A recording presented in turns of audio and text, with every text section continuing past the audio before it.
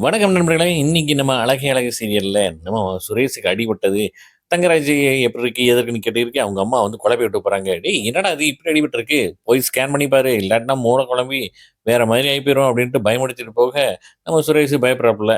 இந்த பக்கம் பார்த்தீங்கன்னா, நம்ம பாக்யராஜ் வந்து ஃபோன் பண்ணி கேட்குறாப்புல, "என்னடா சுரேஷு அடிபட்டுருச்சாம்ல? எப்புட்ரி இருக்கு? ஏது இருக்கு?" அப்படின்ட்டு.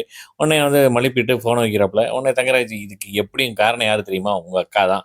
இப்ப பாரு, அப்படியே வந்து நிப்பா பாரு, ஒண்ணுமே தெரியாத மாரி" அப்படின்ட்டு. ஆ ரேவதிய கூப்பிடுறாப்புல. கூப்பிட்டோனே, "இல்ல, நான் தான் காலைல சும்மா தான் சொன்னேன்" அப்படின்ட்டு ஒத்துக்கிறாங்க.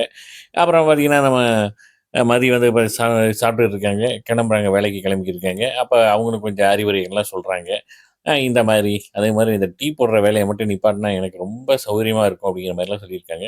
சரின்ட்டு வேலைக்கு கிளம்பி போக, தங்கராஜ் இந்த பெண்ணுங்களுக்கே வேலை இருக்கிற திமிர்ல தான் இந்த ஆட்டம் ஆடுறாங்க. இல்லாட்டினா நம்மட்ட தான் வந்து நிக்கணும். முதல்ல அந்த வேலைய காலி பண்ணணும் அப்டின்ட்டு பேசியிருக்காப்ல. இங்கிட்டு மலரு வந்து வத்தல காய போட்டுருக்க, நம்ம பாக்யராஜ் கிளம்புறாப்ல. கூப்ட்டு வச்சு திட்டியிருக்காப்ல. "உங்கள யாரு வந்து இதெல்லாம் வந்து சொல்ல சொன்னது?" அப்டின்ட்டு. இந்த பக்கம் அவங்க அப்பா வந்து "மாத்திரை காலியா போச்சு. வரையில மாத்திரை வாங்கிட்டு வந்துருங்கிறாப்ல."